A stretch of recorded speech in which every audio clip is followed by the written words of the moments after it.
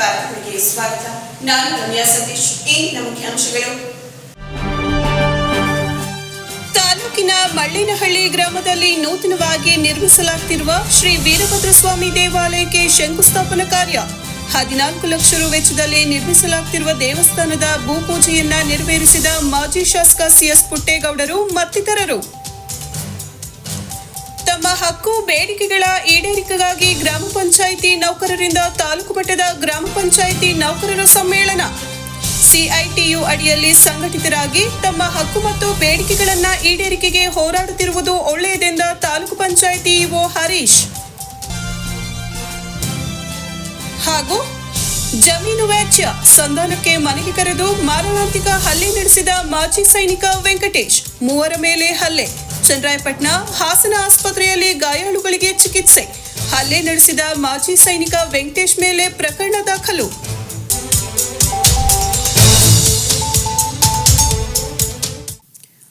ತಾಲೂಕಿನ ಕಸ್ಬಾ ಹೋಬಳಿ ಮಳ್ಳೇನಹಳ್ಳಿ ಗ್ರಾಮದಲ್ಲಿ ಗ್ರಾಮಸ್ಥರೆಲ್ಲ ಕೂಡಿ 14 ಲಕ್ಷ ರು ವೆಚ್ಚದಲ್ಲಿ ನಿರ್ಮಾಣ ಮಾಡಲಾಗುತ್ತಿರುವ ಶ್ರೀ ವೀರಭದ್ರಸ್ವಾಮಿ ದೇವಸ್ಥಾನಕ್ಕೆ ಮಾಜಿ ಶಾಸಕ ಸಿಎಸ್ ಪುಟ್ಟೇಗೌಡರು ಗುದ್ದಲಿ ಪೂಜೆ ನೆರವೇರಿಸಿ ಶೀಘ್ರ ದೇವಸ್ಥಾನ ನಿರ್ಮಾಣವಾಗಿ ಗ್ರಾಮಸ್ಥರಿಗೆ ಸ್ವಾಮಿ ದರ್ಶನ ಭಾಗ್ಯ ಸಿಗಲಿ ಎಂದು ಹಾರೈಸಿದರು.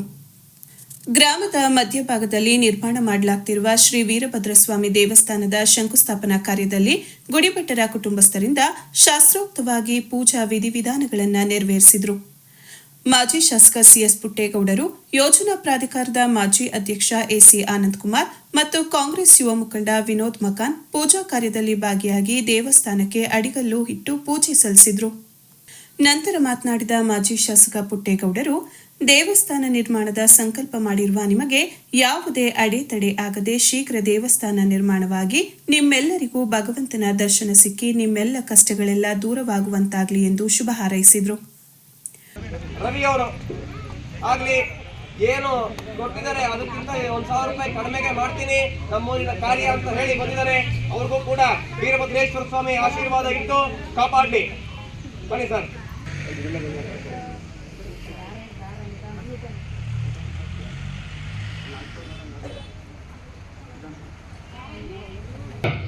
ಪ್ರಹರಾರ್ಧೆ ಶ್ರೀ ಶ್ವೇತ ವರಾಹ ಕಲ್ಪೆ ವೈವಸ್ವತ ಮನ್ವಂತರೆ ಕಲಿಯುಗೆ ಪ್ರಥಮ ಪಾದೆ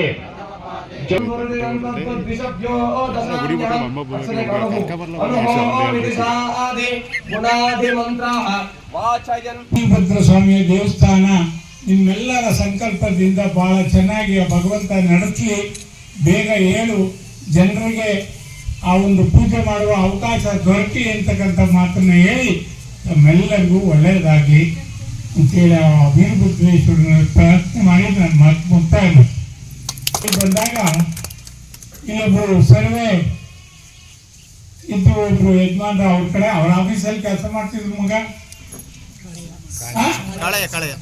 ಮೋಹನ್ ಅಂತೇಳಿ ಅವರು ರಂಗನಾಥನ್ನ ಯರೀಶರಪ್ಪ ನಮ್ಮ ರಾಜನ ಅವ್ವ ಅವಮ್ಮ ಹಾಲು ತರೋದು ಇವರೆಲ್ಲ ನಂಗೆ ಪರಿಚಯ ಮಾಡಿದ್ರು. ನಿಮ್ಮೂರಿನ ನಿಮ್ಮ ಕಾಲೋನಿ ಅವರು ಆತ್ಮಕ್ಕೂ ಶಾಂತಿ ಸಿಗಲಿ ನಿಮಗೂ ಎಲ್ಲ ಒಳ್ಳೆಯದಾಗಲಿ ಅಂತಕ್ಕಂಥ ಮಾತು ಹೇಳಿ ನಮ್ಮ ಗುಡಿಭಟ್ರು ಮೊಮ್ಮಕ್ಕಳು ಇವರೆಲ್ಲ ಇವರು ಪಾಪ ಚೆನ್ನಾಗಿ ಪೂಜೆಯನ್ನು ಕೂಡ ಮಾಡಿದ್ದಾರೆ. ಅವ್ರಿಗೂ ಕೂಡ ದೇವರು ಒಳ್ಳೇದು ಮಾಡಿ ಅಂತೇಳಿ ನನ್ನ ಮಾತು ಮುಗ್ತಾರೆ. ನಂತರ ಮಾತನಾಡಿದ ಗ್ರಾಮದ ಮುಖಂಡ ಗ್ರಾಮ ಪಂಚಾಯಿತಿ ಮಾಜಿ ಸದಸ್ಯ ಹರೀಶ್, ನಮ್ಮ ಗ್ರಾಮದಲ್ಲಿ ನಿರ್ಮಾಣ ಮಾಡಲಾಗುತ್ತಿರುವ ವೀರಭದ್ರಸ್ವಾಮಿ ದೇವಸ್ಥಾನಕ್ಕೆ ಪ್ರಮುಖವಾಗಿ ಗ್ರಾಮದ ಪರಿಶಿಷ್ಟ ಸಮುದಾಯದ ಜನರು ಅತಿ ಹೆಚ್ಚಿನ ಹಣವನ್ನ ಪ್ರತಿ ಮನೆಗಿಷ್ಟು ಎಂಬುದಾಗಿ ಕ್ರೋಢೀಕರಿಸಿದ್ದಾರೆ. ಇದರೊಂದಿಗೆ ಗ್ರಾಮದ ಹಿರಿಯರು, ಇತರೆ ಸಮುದಾಯದವರು ಸೇರಿ 13.5 ಲಕ್ಷ ಹಣ ಕ್ರೋಢೀಕರಿಸಲಾಗಿದೆ. ಮುಜರಾಯಿ ಇಲಾಖೆಯಡಿ ತಹಸೀಲ್ದಾರ್ ಅವರು ಅನುದಾನ ಕೊಡಿಸುವ ಭರವಸೆ ನೀಡಿದ್ದಾರೆ. ಇನ್ನೊಂದು ವರ್ಷದಲ್ಲಿ ದೇವಸ್ಥಾನ ನಿರ್ಮಿಸಿಕೊಡುವ ಭರವಸೆಯನ್ನ ಗುತ್ತಿಗೆದಾರ ರವಿಕುಮಾರ್ ಹೇಳಿದ್ದು, ಇದಕ್ಕೆ ಪೂರಕವಾಗಿ ಗ್ರಾಮಸ್ಥರು ಹೆಚ್ಚಿನ ಸಹಕಾರ ನೀಡಿ ದೇವಸ್ಥಾನದ ಉದ್ಘಾಟನೆಗೆ ಮುಂದಾಗುವಂತೆ ಮನವಿ ಮಾಡಿದರು. ಈ ವೇಳೆ ಗ್ರಾಮದ ಮುಖಂಡರಾದ ಸುಬ್ಬಣ್ಣ, ಜಯರಾಮ್, ಕುಶಣ್ಣ, ರಾಜು, ರಂಗಸ್ವಾಮಿ, ಸುರೇಶ್, ಶಿವು, ತಾಲೂಕು ಕಚೇರಿ ಕಾಂತರಾಜು ಸೇರಿ ಇತರರು ಇದ್ದರು.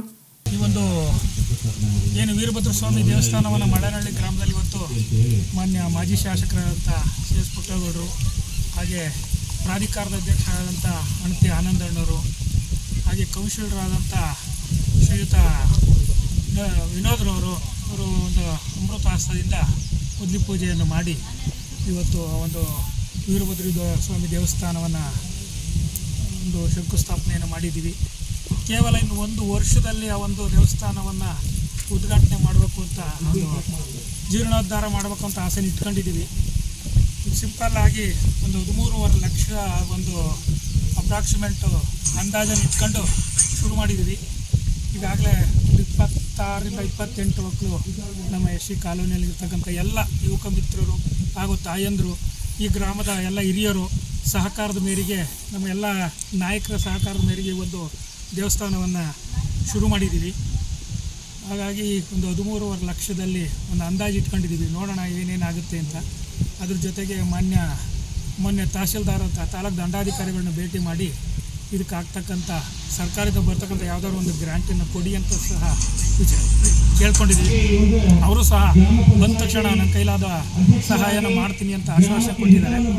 ಹಾಗಾಗಿ ಈ ಮಳೆನಳ್ಳಿಯ ಗ್ರಾಮಸ್ಥರು ಹಾಗೂ ಸುತ್ತಮುತ್ತಲವರು ಇನ್ನೆಲ್ಲರಿಗೂ ಈ ಒಂದು ದೇವಸ್ಥಾನಕ್ಕೆ ಸಹಾಯವನ್ನು ಕೇಳ್ತಾ ಆದಷ್ಟು ಬೇಗ ಇದು ಒಂದು ಜೀರ್ಣೋದ್ಧಾರವನ್ನು ಆಗಲಿ ಅಂತ ತಮ್ಮೆಲ್ಲರೂ ಬೇಡ್ಕೊಂಡು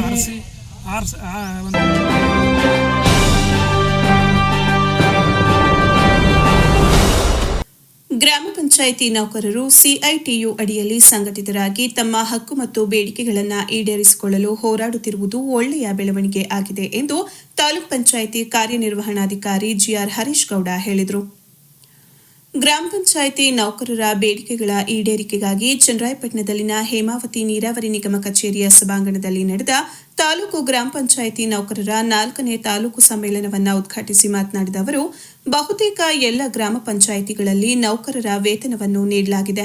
ಕೆಲವೊಂದು ಗ್ರಾಮ ಪಂಚಾಯಿತಿಯಲ್ಲಿ ನೌಕರರ ವೇತನ ಬಾಕಿ ಉಳಿಸಿಕೊಳ್ಳಲಾಗಿದೆ ಎಂಬ ದೂರು ಬಂದಲ್ಲಿ ತಮ್ಮ ಗಮನಕ್ಕೆ ತಂದಲ್ಲಿ ತಕ್ಷಣವೇ ವೇತನ ಕೊಡಿಸಲಾಗುವುದು.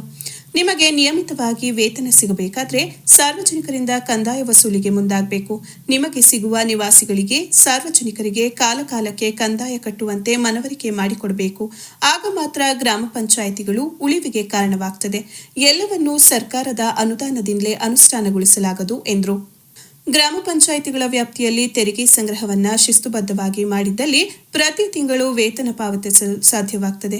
ಯಾವುದಾದರೂ ವೇತನ ಉಳಿದಿದ್ರೆ ಮಾರ್ಚ್ ಅಂತ್ಯದೊಳಗೆ ಪಾವತಿಸಲು ಕ್ರಮ ಕೈಗೊಳ್ಳುವುದಾಗಿ ತಿಳಿಸಿದರು.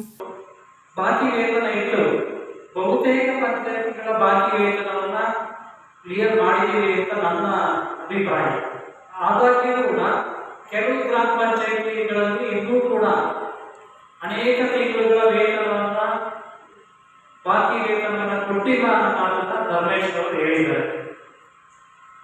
ದಯಮಾಡಿ ನಮ್ಮ ನೌಕರ ಬಾಂಧವರು ಯಾವ ಗ್ರಾಮ ಪಂಚಾಯತಿನಲ್ಲಿ ವೇತನ ಬಾಕಿಯನ್ನು ಉಳಿಸ್ಕೊಂಡಿದ್ದಾರೆ ಅನ್ನೋದನ್ನ ಗಮನಕ್ಕೆ ತರಬೇಕು. ಯಾಕಂದ್ರೆ ನೀವು ನೇರವಾಗಿ ಸಂಘಟನೆಗಳಿಗೆ ಹೇಳೋದಕ್ಕಿಂತ ಮುಖ್ಯವಾಗಿ ನಾವು ಕೂಡ ನಮ್ಗೆ ಅನ್ನಿಸ್ ಕೂಡ ಬಂದ್ರೆ ಅದನ್ನ ಪರಿಹರಿಸ್ತಕ್ಕಂಥ ಕೆಲಸವನ್ನು ಮಾಡ್ತೀವಿ. ಉದಾಹರಣೆಗೆ ಶ್ರವಣಬೆಳಗೊಳ ಗ್ರಾಮ ಪಂಚಾಯತಿ ನೌಕರರು ವೇತನ ಇಲ್ಲದೆ ಸ್ಟ್ರೈಕ್ ಅನ್ನ ಮಾಡುವಂಥದ್ದು ಮಾಡಿದೆ. ಅಂಥವರಿಗೆ ನಿಜವಾಗ್ಲೂ ಯಾರು ನೀರನ್ನ ಬಿಡದಂಗೆ ನಲ್ಲಿಯನ್ನು ಲಾಕ್ ಮಾಡಿದಂಥ ಸಂದರ್ಭದಲ್ಲಿ ಯಾರು ನನಗೆ ಫೋನ್ ಮಾಡಿ ನೀರು ಬಿಡ್ತಾ ಇಲ್ಲ ನಿಮ್ಮ ನೌಕರರು ಅಂತ ಹೇಳಿದಾಗ ಅವ್ರ ಮೇಲೆ ರೇಗಾಡಿಕೆ ಹೊರತು ನೌಕರರು ಅಂತ ಮಾತಾಡಿ. ನಿಮಗೆ ಗೊತ್ತಿರಬೇಕು, ನಮ್ಮ ಯಾರೋ ಬೀದಿ ದೀಪ ಹಾಕಿಸಿದ್ದ ಇದೆ. ಆದರೆ ಸಾರ್ವಜನಿಕರು ತಮ್ಮ ಏನ್ ತೆರಿಗೆ ಇದೆ ಅದನ್ನು ನಿಯಮಿತವಾಗಿ ನಿರಂತರವಾಗಿ ಕಟ್ಕೊಳ್ಬೇಕಂತ ಕೆಲಸವನ್ನು ಕೂಡ ಮಾಡಬೇಕು. ನೀವು ಅಂಥದ್ದನ್ನ ಹೇಳುವಂತ ಕೆಲಸವನ್ನು ಸಾರ್ವಜನಿಕರಿಗೆ ತಿಳಿ. ನೀವು CIT ವತಿಯಿಂದ ಸಾಕಷ್ಟು ಸಮಸ್ಯೆಗಳ ಬಗ್ಗೆ ಧರ್ಮೇಶ್ ಅವರಾಗಿರ್ಬೋದು ಅಥವಾ ರಾಮಕೃಷ್ಣ ಅವರಾಗಿರ್ಬೋದು, ನಮ್ಮ ಚಂದ್ರ ಅವರಾಗಿರ್ಬೋದು, ಮತ್ತೆ ಮಂಜುನಾಥ್ ಅವರಾಗಿರ್ಬೋದು ಗಮನವನ್ನು ಸೆಳೆದಿದ್ದೀವಿ. ಆ ಗಮನ ಸೆಳೆದ ನಂತರ ಪ್ರತಿ ಗ್ರಾಮ ಪಂಚಾಯಿತಿಯ ಇರ್ತಕ್ಕಂಥ ಸಾಕಷ್ಟು ಸಮಸ್ಯೆಗಳು, ಅದು ESI ಆಗಿರ್ಬೋದು, ಪ್ರಾವಿಡೆಂಟ್ ಫಂಡ್ ಆಗಿರ್ಬೋದು, ನೌಕರರ ಬಾಕಿ ವೇತನ ಆಗಿರ್ಬೋದು, ಅಥವಾ ನಿವೃತ್ತಿ ಉಪದಾನ ಆಗಿರ್ಬೋದು. ಸಮಾರಂಭದಲ್ಲಿ ಭಾಗವಹಿಸಿದ ಕರ್ನಾಟಕ ರಾಜ್ಯ ಗ್ರಾಮ ಪಂಚಾಯಿತಿ ನೌಕರರ ಸಂಘದ ಜಿಲ್ಲಾಧ್ಯಕ್ಷ ಸಿಐಟಿಯು ಮುಖಂಡ ಕಾಮ್ರೇಡ್ ಧರ್ಮೇಶ್ ಮಾತನಾಡಿ, ಗ್ರಾಮ ಪಂಚಾಯಿತಿ ನೌಕರರ ಸಂಘಟನೆಯು ಸಂವಿಧಾನ ಮತ್ತು ಬೈಲಾಗಳ ನಿಯಮಗಳ ಆಧಾರದಲ್ಲಿ ಈ ಸಮ್ಮೇಳನವನ್ನು ನಡೆಸಲಾಗುತ್ತಿದೆ. ಮುಂದಿನ 3 ವರ್ಷ ಸಂಘಟನೆಯ ಸ್ವರೂಪ ಮತ್ತು ಕಾರ್ಯಚಟುವಟಿಕೆಗಳನ್ನು ಹೇಗೆ ನಡೆಸಬೇಕು ಎಂಬುದನ್ನು ಚರ್ಚಿಸಲು ಈ ಸಮ್ಮೇಳನ ಹೆಚ್ಚು ಮಹತ್ವದ್ದಾಗಿದೆ. ಹೋಬಳಿ ಮಟ್ಟದ ಸಮಿತಿಗಳಿಂದ ಆಯ್ಕೆಯಾದ ಪದಾಧಿಕಾರಿಗಳು ಈ ತಾಲೂಕು ಸಮ್ಮೇಳನದಲ್ಲಿ ಭಾಗವಹಿಸಿದ್ದು, ಗ್ರಾಮ ಪಂಚಾಯಿತಿ ನೌಕರರ ಸಮಸ್ಯೆಗಳನ್ನು ಚರ್ಚಿಸಿ ಅವುಗಳನ್ನು ಅಧಿಕಾರಿಗಳ ಗಮನಕ್ಕೆ ತಂದು ಸಮಸ್ಯೆಗಳನ್ನು ಬಗೆಹರಿಸಿಕೊಳ್ಳುವುದು ಮತ್ತು ಹೊಸ ತಾಲೂಕು ಸಮಿತಿಯನ್ನು ಆಯ್ಕೆ ಮಾಡಿಕೊಳ್ಳಲಾಗುತ್ತದೆ ಎಂದರು.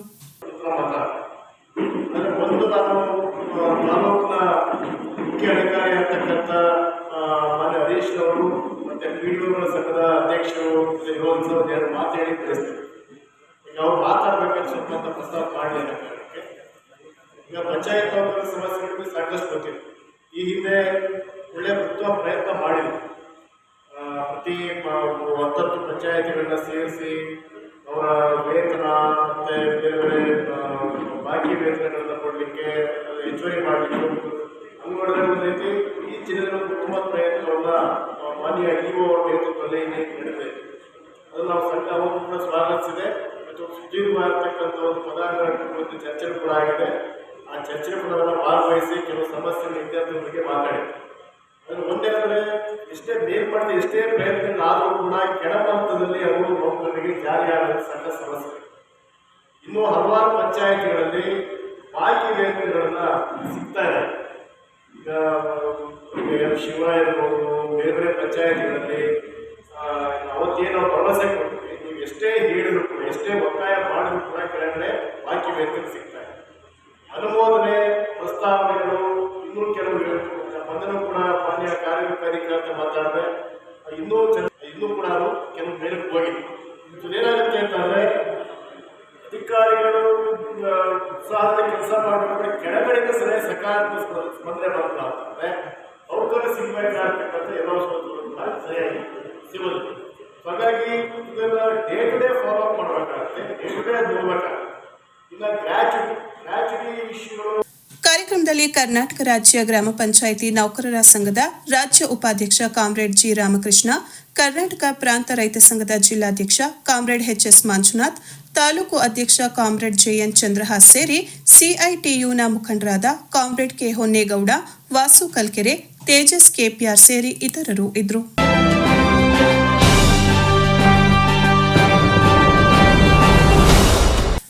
ತಾಲೂಕಿನ ಬಾಗೂರು ಗ್ರಾಮದ ಹೃದಯ ಭಾಗದಲ್ಲಿರುವ ಜಮೀನಿಗೆ ಸಂಬಂಧಿಸಿದಂತೆ ಇದ್ದ ವ್ಯಾಜ್ಯವು ಪರಸ್ಪರ ಇಬ್ಬರ ನಡುವೆ ಜಗಳಕ್ಕೆ ಕಾರಣವಾಗಿ ವಿಕೋಪಕ್ಕೆ ತಿರುಗಿ ಹಲ್ಲೆಗೆ ಕಾರಣವಾಗಿದೆ. ಮಾಜಿ ಸೈನಿಕ ವೆಂಕಟೇಶ್ ಎಂಬಾತ ಎದುರಾಳಿಗಳ ಮೇಲೆ ಮಾರಣಾಂತಿಕ ಹಲ್ಲೆ ನಡೆಸಿರುವ ಘಟನೆ ಗುರುವಾರದಂದು ನಡೆದಿದೆ.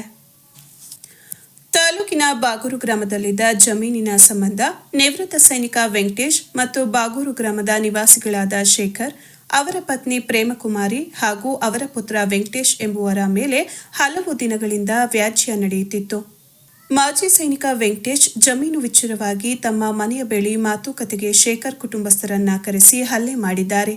ಕಿರಾತಕನಂತೆ ಎರಗಿದ ವೆಂಕಟೇಶ್ ಮಚ್ಚಿನಿಂದ ಹಲ್ಲೆ ನಡೆಸಿದ್ದು, ಇಡೀ ರಸ್ತೆಯೇ ಹಲ್ಲೆಗೊಳಗಾದವರಿಂದ ರಕ್ತಮಯವಾಗಿತ್ತು. ಗಾಯಾಳುಗಳು ಪ್ರಾಣ ಉಳಿಸಿಕೊಳ್ಳಲು ಒದ್ದಾಡುವ ದೃಶ್ಯ ಎದೆ ನಡುಗಿಸುವಂತಿತ್ತು ಎಂದು ಗ್ರಾಮಸ್ಥರು ಆರೋಪಿಸಿದ್ದು, ಮಾಜಿ ಸೈನಿಕನ ಈ ರಕ್ಕಸ ಕೃತ್ಯಕ್ಕೆ ಗ್ರಾಮಸ್ಥರು ತೀವ್ರ ಆಕ್ರೋಶ ವ್ಯಕ್ತಪಡಿಸಿದರು. ರಕ್ತದ ಮಡುವಿನಲ್ಲಿ ಬಿದ್ದಿದ್ದ ಮೂವರನ್ನು ಸ್ಥಳೀಯ ಗೆಳೆಯರು ಹಾಗೂ ಸಾರ್ವಜನಿಕರು ತಕ್ಷಣವೇ ಚನ್ನರಾಯಪಟ್ಟಣ ಸರ್ಕಾರಿ ಆಸ್ಪತ್ರೆಗೆ ದಾಖಲಿಸಿದ್ದಾರೆ. ತೀವ್ರ ಗಲಾಟೆಯಿಂದ ಗಂಭೀರ ಗಾಯಗಳಾಗಿರುವುದರಿಂದ ಪ್ರೇಮಕುಮಾರಿ ಎಂಬುವರು ಸದ್ಯ ಪ್ರಜ್ಞೆಯಿಲ್ಲದ ಸ್ಥಿತಿಯಲ್ಲಿ ಹೆಚ್ಚಿನ ಚಿಕಿತ್ಸೆಗಾಗಿ ಜಿಲ್ಲೆಯ ಹಿಮ್ಸ್ ಆಸ್ಪತ್ರೆಗೆ ದಾಖಲು ಮಾಡಲಾಗಿದೆ. ದೇಶ ಸೇವೆ ಮಾಡಬೇಕಾದ ಕೈಗಳು ಹೀಗೆ ಅಮಾಯಕರ ರಕ್ತ ಹರಿಸಿದ್ದು ಗ್ರಾಮಸ್ಥರ ಕೆಂಗಣ್ಣಿಗೆ ಗುರಿಯಾಗಿದೆ. ಇಂತಹ ಕ್ರೂರಿಗಳಿಗೆ ಕಾನೂನಿನ ಭಯವೇ ಇಲ್ಲವೇ ಎಂದು ಬಾಗೂರಿನ ಜನತೆ ಆಕ್ರೋಶ ಹೊರಹಾಕುತ್ತಿದ್ದಾರೆ. ಕೂಡಲೇ ಈ ನರಹಂತಕನನ್ನ ಬಂಧಿಸಿ ಕಠಿಣ ಶಿಕ್ಷೆ ವಿಧಿಸಬೇಕೆಂದು ಸಾರ್ವಜನಿಕರು ಒತ್ತಾಯಿಸುತ್ತಿದ್ದಾರೆ. ಘಟನೆಗೆ ಸಂಬಂಧಿಸಿದಂತೆ ಚನ್ನರಾಯಪಟ್ಟಣ ಗ್ರಾಮಾಂತರ ಪೊಲೀಸ್ ಠಾಣೆಯಲ್ಲಿ ಪ್ರಕರಣ ದಾಖಲಾಗಿದ್ದು, ಮಾಜಿ ಸೈನಿಕ ವೆಂಕಟೇಶ್ ಅವರ ಪತ್ನಿ ರಾಣಿ ಹಾಗೂ ಅತ್ತೆ ರತ್ನ ಅವರ ಮೇಲೂ ಕೂಡ ದೂರು ದಾಖಲಾಗಿದೆ. ಹಲ್ಲೆ ಮಾಡಿದ ವೆಂಕಟೇಶ್ನನ್ನ ಪೊಲೀಸರು ವಶಕ್ಕೆ ಪಡೆದು ತನಿಖೆ ಕೈಗೊಂಡಿದ್ದಾರೆ. ಆರೋಪಿಯ ಮೇಲೆ ಕಠಿಣ ಕ್ರಮ ಕೈಗೊಳ್ಳುವ ಭರವಸೆ ನೀಡಿದ್ದಾರೆ. ಬಂದಾಗ ನನ್ನ ಮಗನ್ನ ಅವರು ಬರೋ ಕೇಳಿದ್ರು ಏನೋ ಮಾತಾಡಬೇಕು ಅಂತವ. ಆಮೇಲೆ ನಾನು ಅವ್ರ ಅಣ್ಣನ ಮನೆಗೆ ಹೋಗಿತ್ತು 3 ಜನವೇ ಏನೋ ಮಾತಾಡ್ಬೇಕಂತ ನಿಮ್ಮ ಮನೇಲಿ ನಿಮ್ಮ ತಮ್ಮ ಕರೀತವ್ರೆ, ತಮ್ಮ ಹೆಂಡತಿ ಕರೀತವ್ರೆ ಅಂತ. ಅದಕ್ಕೆ ಅವ್ರ ಅಣ್ಣ ಅವರ ಅಣ್ಣನ ಮೇಲೆ ಏನಂದ್ರು ಅವರು, ನಮ್ಮ ಮನೆಗೆ ಬರಲ್ಲ ಅವರು, ನೀವು ಅಲ್ಲೇ ಹೋಗ್ರಪ್ಪ ಅಂತಂದರು. ಆಮೇಲೆ ಏನಾಯಿತು, ಇವ್ರು ನಡೆಯಪ್ಪ ಮನೆಗೆ ಹೋಗೋಣ ಅಂತ ಅಂದು. ಆಮೇಲೆ ಇವ್ರು ಸ್ನೇಹಿತೊಬ್ಬ ಫೋನ್ ಮಾಡಿ, ಇಲ್ಲಿಗೆ ಬಾರಪ್ಪ, ನಾನು ಇರ್ತೀನಿ, ನೀನು ಬಂದು ಇದು ಏನೈತೆ ಹೇಳ್ಬಾ, ಇಲ್ಲಿ ನಾನು ಜೊತೆಲಿ ಇರ್ತೀನಿ, ಹಂಗೆಲ್ಲ ಏನೂ ಆಗ್ತಿಲ್ಲ, ಏನು ಪ್ರಾಬ್ಲಮ್ ಆಗ್ತಿಲ್ಲ ಅಂತೇಳಿ ಕರೆಸ್ದೆ. ಕರೆಸಾದ್ಮೇಲೆ ಇವರು ಮಾತಾಡ್ತಿದ್ರು. ನಾನು ಹೋಗಿ ಒಂದು ದೂರದಲ್ಲಿ ಬೈಕ್ ಮೇಲೆ ನಿಂತು ಬೈಕ್ ಮೇಲೆ ಕೂತಿದ್ದೆ. ಬೈಕ್ ಮೇಲೆ ಕೂತ್ಕೊಂಡಾಗ ಏನಾಯಿತು, ಆಮೇಲೆ ನಾನು ಒಂದು ಕಾಲು ಗಂಟೆ ಕೇಳಿಸ್ಕೊಂಡಿದ್ರು, ಅವ್ರು ಮಾತಾಡೋದಿಲ್ಲ. ಆಯಿತು ಬಿಡಪ್ಪ, ತಪ್ಪು ಮಾಡಿದ್ರೆ ನಾನು ಹೆಂಡ್ತಿ ಕ್ಷಮೆ ಕೇಳ್ತಾಳೆ. ಇದು 5 ವರ್ಷಕ್ಕಿಂತ ನಡೆದಿರೋ ಘಟನೆ, ಈಗ ನಡೆದಿರೋದಲ್ಲ ಇದು. ಹಿಂದೆ ಆಗ್ಲಿಕ್ಕೆ ಕೇಳ್ಬೇಕಾಯ್ತು, ಈಗ ಅದು ಯಾಕೆ ಬೇಕಾಗಿತ್ತು, ಈಗ ಬಾ ಸುಮ್ಮನೆ ಅದನ್ನ ರೆಗ್ಲರ್ ಮಾಡ್ಕೊಂಡು ಹೋಗೋದು ಬೇಡ, ಅದೆಲ್ಲ ನಮಗೆ ಬೇಡ ಇನ್ನು ಬಾ ಅಂತ ಅಂದೆ. ಹಂಗಂದೆ ಇಟ್ಟಿಗೆ ಆ ಅಮ್ಮ ಜೊತೆ ಮಾತಾಡ್ತಿದ್ರು. ಇಲ್ಲ ಲೋಫರ್ ಮಗನ ಹಿಂಗಂತೀಯ ಇದೆಲ್ಲ ಆಗ್ತಿರೋದು ನಿನ್ನಿಂದ ಹಂಗೆ ಹಿಂಗೆ ಅಂತೇಳಿ ಮಾತಾಡಿದ ತಕ್ಷಣ ಅಷ್ಟೇ ನಾನು ಬೈಕ್ ಮೇಲೆ ಕೂತಿದ್ದೆ. ಒಳಗಿಂದ ಅವರ ಗಂಡ ಮತ್ತು ಅವರ ತಾಯಿ ಬಂದು ರಾಡಿರ್ತಂದು 2 ರಾಡಿರ್ತಂದು ಬೆಳೆದ್ಬಿಟ್ಟು ನನಗೆ. ಯಾರಿಗೆ ಹೊಡೆದ? ನನಗೆ, ನನ್ನ ಹೆಂಡತಿಗೆ, ನನ್ನ ಮಗನಿಗೆ 3 ಜನಕ್ಕೂ ಹೊಡೆದ್ರು. ಹಾಂ, 3 ಜನಕ್ಕೂ ರಾಡಲ್ಲಿ ಹೊಡೆದ್ರು ಸರ್. ಆಮೇಲೆ ಇವನು ಹೊಡಿತಾನೆ ಅಂತ ಪುರುಷಗಳಕ್ಕೆ ಹೋದೆ, ನನಗೆ ಹೊಡೆದ್ಬಿಟ್ರು. ಆಮೇಲೆ ಲಾಸ್ಟ್ಗೆ ನನ್ನ ಹೆಂಡ್ತಿನ ನಮ್ಗೆ ಹೊಡೆದಾದ್ಮೇಲೆ ರಕ್ತ ಸುರಿತಾ ಇತ್ತು. ಆಮೇಲೆ ನನ್ನ ಹೆಂಡ್ತಿನ ಮತ್ತೆ ಅವರಿಬ್ಬರು ಲೇಡೀಸ್ ಬಂದು ಹೊಡೆದು ಒಂದು ನಾಯಿ ಉಳಿಸಿ ಮತ್ತೆ ಹೊಡೆದ್ರು ಗೋಡಲೆಲ್ಲ. ಹೊಡೆದಾರ ಹೆಸರು ಏನಾದ್ರು? ರತ್ನ ಮತ್ತು ರಾಣಿ ಅಂತ. ಅವ್ರು ಇನ್ನೊಬ್ರು ವೆಂಕಟೇಶ್. ಯಾರ್ಯಾರು ಹೊಡೆದಿರೋದು? ಚಂದ್ರಶೇಖರು, ವೆಂಕಟೇಶು, ಪ್ರೇಮ್ ಕುಮಾರ್. ನಿಮ್ಮ 3 ಜನ. ಕೊನೆಯಲ್ಲಿ ಮತ್ತೊಮ್ಮೆ ಮುಖ್ಯಾಂಶಗಳು. ತಾಲೂಕಿನ ಮಳ್ಳಿನಹಳ್ಳಿ ಗ್ರಾಮದಲ್ಲಿ ನೂತನವಾಗಿ ನಿರ್ಮಿಸಲಾಗುತ್ತಿರುವ ಶ್ರೀ ವೀರಭದ್ರಸ್ವಾಮಿ ದೇವಾಲಯಕ್ಕೆ ಶಂಕುಸ್ಥಾಪನಾ ಕಾರ್ಯ. 14 ಲಕ್ಷ ರು ವೆಚ್ಚದಲ್ಲಿ ನಿರ್ಮಿಸಲಾಗುತ್ತಿರುವ ದೇವಸ್ಥಾನದ ಭೂಪೂಜೆಯನ್ನ ನೆರವೇರಿಸಿದ ಮಾಜಿ ಶಾಸಕ ಸಿಎಸ್ ಪುಟ್ಟೇಗೌಡರು ಮತ್ತಿತರರು. ತಮ್ಮ ಹಕ್ಕು ಬೇಡಿಕೆಗಳ ಈಡೇರಿಕೆಗಾಗಿ ಗ್ರಾಮ ಪಂಚಾಯಿತಿ ನೌಕರರಿಂದ ತಾಲೂಕು ಮಟ್ಟದ ಗ್ರಾಮ ಪಂಚಾಯಿತಿ ನೌಕರರ ಸಮ್ಮೇಳನ. ಸಿಐಟಿಯು ಅಡಿಯಲ್ಲಿ ಸಂಘಟಿತರಾಗಿ ತಮ್ಮ ಹಕ್ಕು ಮತ್ತು ಬೇಡಿಕೆಗಳನ್ನು ಈಡೇರಿಕೆಗೆ ಹೋರಾಡುತ್ತಿರುವುದು ಒಳ್ಳೆಯದೆಂದ ತಾಲೂಕು ಪಂಚಾಯಿತಿ ಇಒ ಹರೀಶ್. ಹಾಗೂ ಜಮೀನು ವ್ಯಾಜ್ಯ ಸಂಧಾನಕ್ಕೆ ಮನೆಗೆ ಕರೆದು ಮಾರಣಾಂತಿಕ ಹಲ್ಲೆ ನಡೆಸಿದ ಮಾಜಿ ಸೈನಿಕ ವೆಂಕಟೇಶ್. 3 ಮೇಲೆ ಹಲ್ಲೆ. ಚನ್ನರಾಯಪಟ್ಟಣ, ಹಾಸನ ಆಸ್ಪತ್ರೆಯಲ್ಲಿ ಗಾಯಾಳುಗಳಿಗೆ ಚಿಕಿತ್ಸೆ. ಹಲ್ಲೆ ನಡೆಸಿದ ಮಾಜಿ ಸೈನಿಕ ವೆಂಕಟೇಶ್ ಮೇಲೆ ಪ್ರಕರಣ ದಾಖಲು.